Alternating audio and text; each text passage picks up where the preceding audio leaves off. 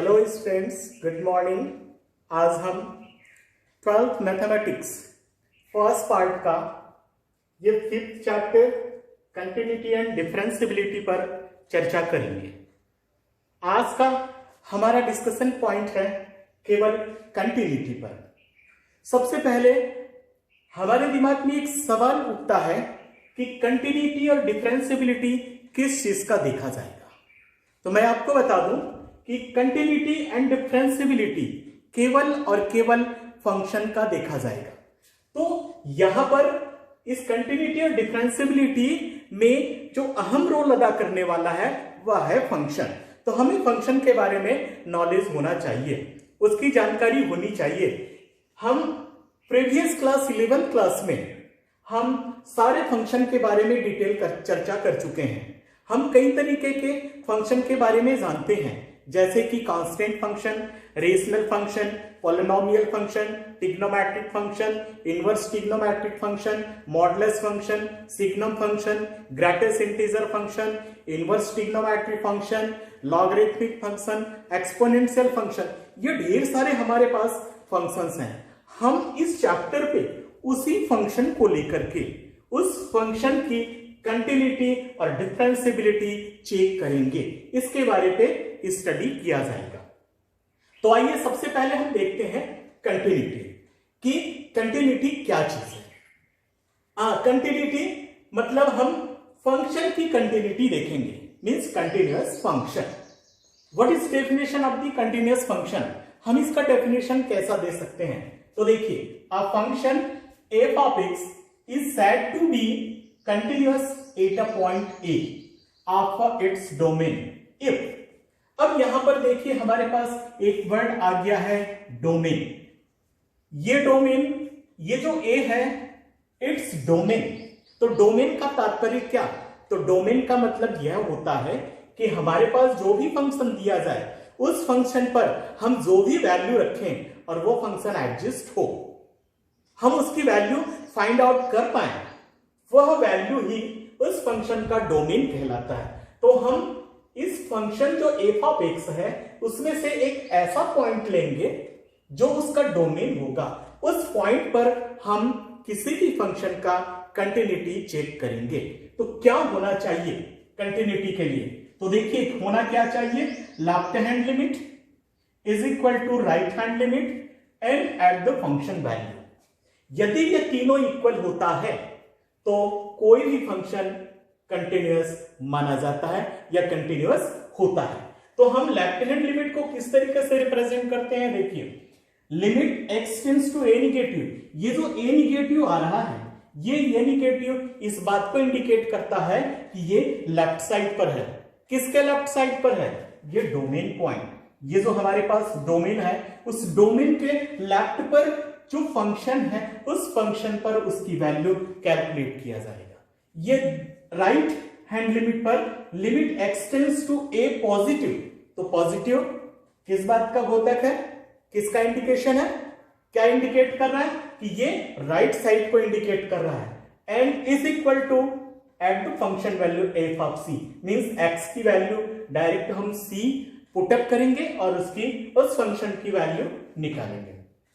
अब देखिए हम लेफ्ट हैंड लिमिट और राइट हैंड लिमिट को कैसे हम और ज्यादा एक्सप्लेन कर पाए, किस तरीके से हम इसको एक्सप्लेन करके बताएं कि ये एक्चुअल पे लेफ्ट हैंड पर है और ये राइट हैंड पर है। तो देखिए x की वैल्यू हमने a पर चेक कर रहे हैं, हम a पर चेक कर रहे हैं, तो ये a minus H means x की जो वैल्यू है हम a माइनस ए पुट करेंगे। तो a माइनस ए का तात्पर्य क्या हुआ? ये तो हम वैल्यू ले रहे हैं लेकिन उसमें भी माइनस कर रहे हैं, तो माइनस करने का तात्पर्य किधर चला गया? वो लेफ्ट पे चला गया। और यहां पर देखिए right hand limit a plus H, means a पर हम प्लस h कर दिए, मीन्स a से कुछ ज्यादा हो गया, मीन्स ये राइट साइड पर चला गया और this is exact eight the function value. लेकिन इस बात का ध्यान रखें कि यहां पर लिमिट पर h tends to 0, means h जो वैल्यू ली जा रही है वो बहुत ही छोटा है, माइनर है, टेंड्स टू 0 है, लेकिन ये इंडिकेट करता है कि ये a माइनस एच का तात्पर्य लेफ्ट पर और a प्लस एच का तात्पर्य राइट पर। तो यदि ये left hand limit is equal to right hand limit and at the function value तीनों इक्वल होता है तो कोई भी फंक्शन इस डोमेन पॉइंट पर, इसके डोमेन पॉइंट पर कंटिन्यूअस होता है। अब इसमें देखिए ये तो कंटिन्यूअस किसी भी फंक्शन के लिए है। अब हम देखते हैं कि इसकी प्रॉपर्टीज क्या है, कि कंटिन्यूअस की प्रॉपर्टीज क्या है। Properties of the continuous function if f and g are two continuous at a point a, means हमारे पास दो फंक्शन है, पहला फंक्शन f है और दूसरा फंक्शन g है। यदि दोनों फंक्शन एक पर्टिकुलर पॉइंट a जो इन दोनों का डोमेन पॉइंट है उस पर यदि कंटिन्यूअस है तो ये जो हमारे पास मैथमेटिक्स में 4 ऑपरेशन होता है, यदि हम 4 ऑपरेशन अप्लाई कर दें इन दोनों फंक्शन के बीच पे तो वो उस डोमेन पॉइंट पर कंटिन्यूअस होता है। Means a plus g is continuous at a, f minus g is continuous at a, f into z is continuous at a, and a by z is continuous at a where g of x is not equal to 0। हम जानते हैं कि कोई भी rational form पे होता है तो डिनोमिनेटर को डिफाइन करना होता है कि denominator must not equal to 0। ये जरूरी है कि z 0 नहीं होना चाहिए, नहीं तो वो नॉट डिफाइन पर चला जाता है। तो आइए हम इस कंटिन्यूटी पर, किसी भी फंक्शन की कंटिन्यूअस पर हमारे पास जो प्रॉब्लम है उस प्रॉब्लम को कैसे सॉल्व करते हैं। तो आइए एक्सरसाइज फर्स्ट का जो 19 प्रॉब्लम है हमारे पास, ये 19 प्रॉब्लम मोस्ट इंपॉर्टेंट प्रॉब्लम है। Question number 19, this is a f of x is equal to x minus mod of greatest integer function, ये x पर है, less than or equal to 0 where this x less than or equal to 0 माना जाता है, means ये greatest integer function है। यहां पर हमें प्रूफ ये करना है कि this function is a discontinue at all integral points, कि जितने भी इंटीग्रल पॉइंट्स हैं उन सारे इंटीग्रल पॉइंट्स पर ये फंक्शन डिसकंटिन्यूअस है। Means left hand limit is not equal to right hand limit होना चाहिए। तो देखिए let h x is equal to n, हम x is equal to n पर चेक करेंगे where this n is belong to integer. तो integer हम जानते ही हैं कि व्हाट इज इंटीजर, कि -3 -2 -1 0 1 2 3 and so on, this is a integer. इस इंटीग्रल पॉइंट तो हमने एक कॉमन ले लिया कि कोई भी इंटीग्रल पॉइंट है, उस इंटीग्रल पॉइंट पे चेक करने जा रहे हैं, चेक करना चाहते हैं कि ये फंक्शन कैसा है। हमें प्रूव करना है कि ये डिसकंटिन्यू है, मींस लेफ्ट हैंड लिमिट और राइट हैंड लिमिट दोनों सेम नहीं आएगा। तो सबसे पहले देखिए left hand limit, limit x tends to n negative, हम किस पर चेक करने जा रहे हैं, x is equal to n पर, और n निगेटिव का तात्पर्य लेफ्ट हैंड पर। x minus greatest integer x is equal to limit h tends to 0 where n minus h minus greatest integer n minus h। तो this equal to limit h tends to 0 n minus h, इसे हम solve करेंगे।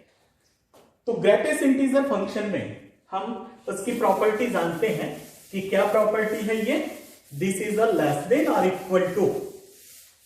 तो less than और equal to का तात्पर्य क्या, हम जानते हैं कि ग्रेटेस्ट इंटीजर फंक्शन 1.2 का ग्रेटेस्ट इंटीजर फंक्शन वैल्यू 1 होता है, 3.4 का ग्रेटेस्ट इंटीजर वैल्यू 3 होता है, 10.7 का ग्रेटेस्ट इंटीजर वैल्यू 10 होता है, मींस लिस्ट उससे छोटा।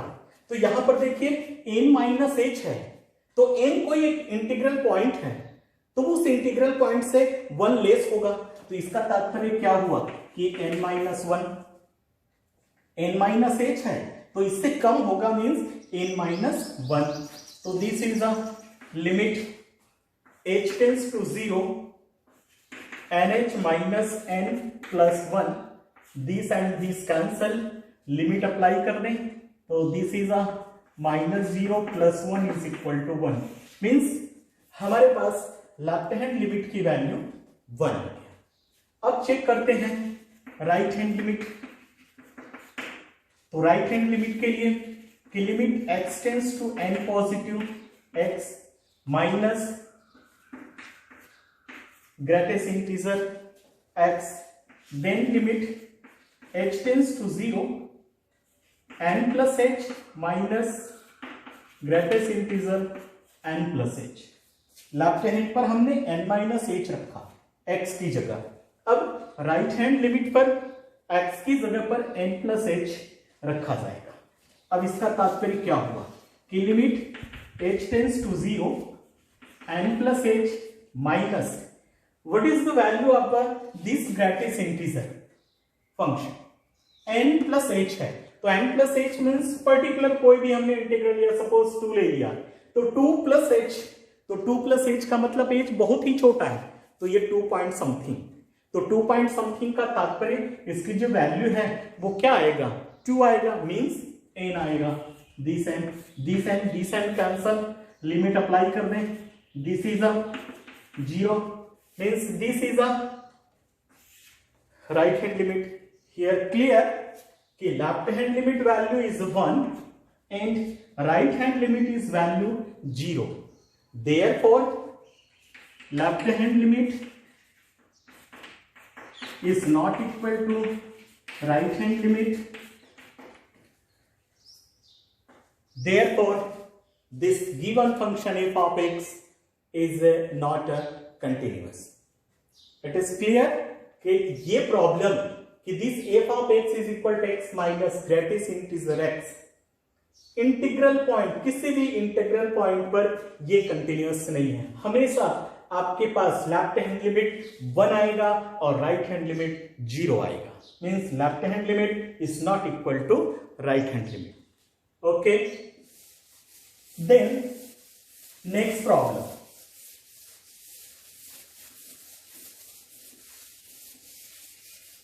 Another important question textbook का। ये अनदर इंपॉर्टेंट क्वेश्चन है। So that the function defined by f of x, question number 31, so that the defined function f of x is equal to cos x square is a continuous function।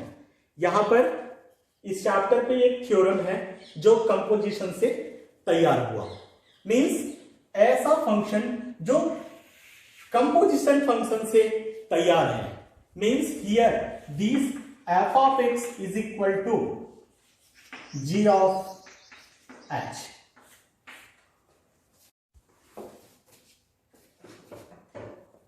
ये एक exercise का दूसरा another important question कि f of x cos x square, हमें ये prove करना है कि ये फंक्शन कंटिन्यूअस है।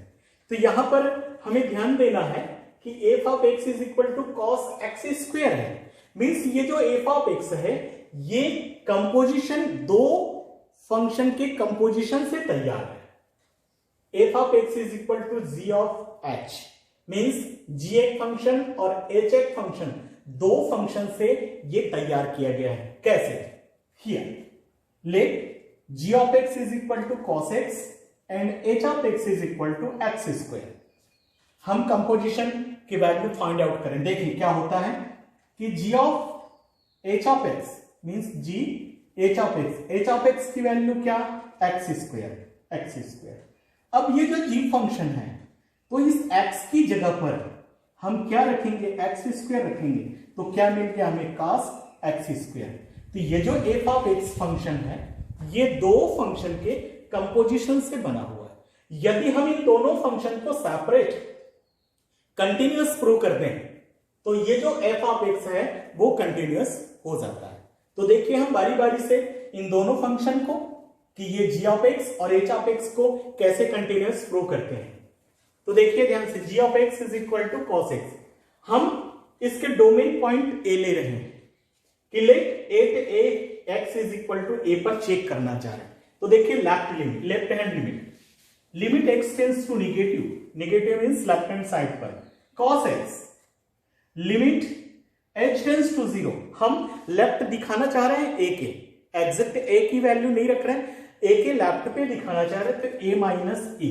तो हमारे पास आइडेंटिटी है, क्या आइडेंटिटी है कि limit h tends cos a minus h का cos h plus sin h, h tends to 0 means अब हम ये लिमिट अप्लाई कर देते हैं, cos h cos 0, sin h sin 0 means we know that cos 0 means 1 and sin 0 means 0 means ये value आ गई cos a plus 0 means cos a। तो ये जो g of x is equal to cos x है, इस पे left hand पर जो वैल्यू आ गया वह है cos a। सिमिलरली यदि हम इसमें राइट हैंड लिमिट लगाएं,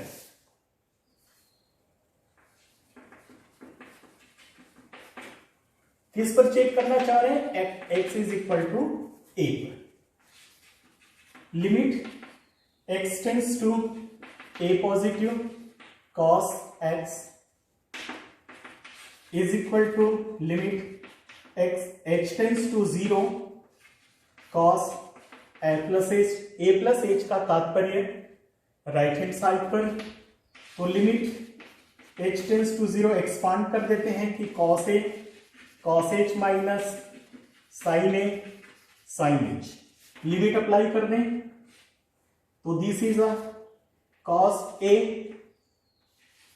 cos 0 minus sin a sin 0। Similarly cos 0 means 1, sin 0 means 0 means here cos a।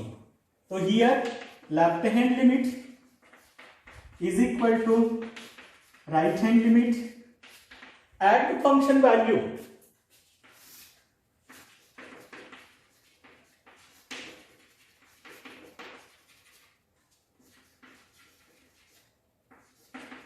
f of x is equal to a cos x, तो f of a is equal to cos a।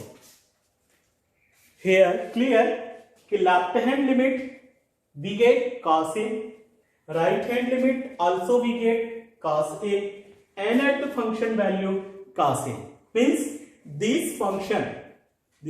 function means f of x is equal to cos x square is a continuous। इस बात का विशेष ध्यान रखना, आपको सबसे पहले ये पहचानना है कि ये जो दिया गया फंक्शन है क्या ये दो फंक्शन के कंपोजिशन से तैयार हुआ है।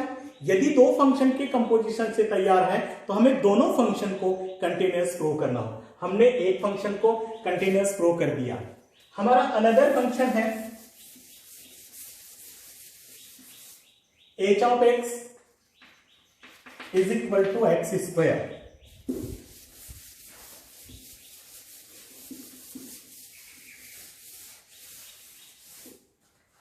हम इसे भी चेक करना चाहते हैं कि ये कंटिन्यूअस है कि x is equal to a। देखिए left hand limit x tends to a negative x square, limit h tends to 0 a minus h का whole square, limit h tends to 0 a square minus 2h plus h square. हमने इसको expand कर दिया, limit apply कर दें a0 minus 2a into 0 plus 0 का square means this 0 तो we get a square. तो the value of a left hand limit is a square. Similarly right hand limit means eta x is equal to a, x tends to a positive x square, limit h tends to 0 a plus h का whole square. ध्यान इस बात का रखेंगे, हमेशा left hand limit पर x की value यदि हम a पर चेक करना चाह रहे हैं तो x की वैल्यू लेफ्ट हैंड लिमिट पर a माइनस h और राइट हैंड लिमिट पर a प्लस h रखेंगे। एक्सपांड करते हैं, limit h tends to 0, a square plus 2ah plus h square, limit apply कर दें, a square plus 2a into 0 plus 0 का square means this 0 we get a square, means क्या मिल गया, left hand limit a square, right hand limit also a square, and at the function value,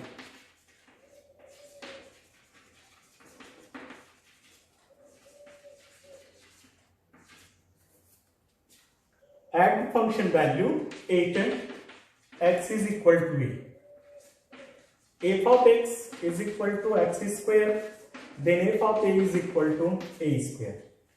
Clear? Left hand limit is equal to a square, right hand limit is equal to a square, and at the function value is equal to a square. Means this function h of x is equal to x square is a continuous at every point. Means हमारे पास function क्या था कि f of x,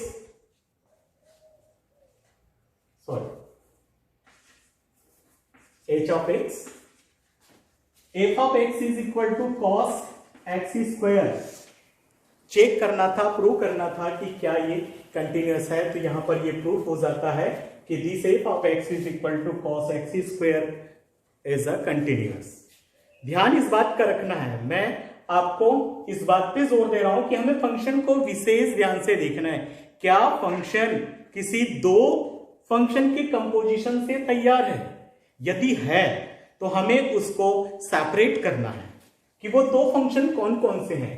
तो यहां पर हमने इस f of x को हमने किसमें चेंज किया कि g ऑफ h